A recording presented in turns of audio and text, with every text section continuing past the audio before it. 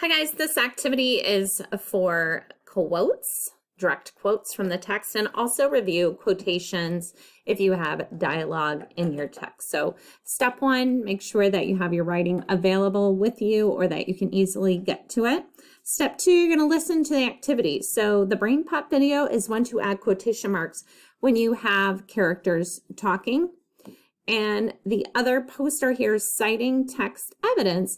This is if you would have an essay that you have written where you're quoting directly from another text, from another author's work.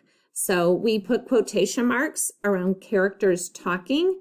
We also put quotation marks around another author's specific words that you are using in your own writing. So in step three, you want to locate the parts of your text that you think should have quotation marks or where you have used a direct quote, and make sure that you insert your quotations. Let us know if you have any questions.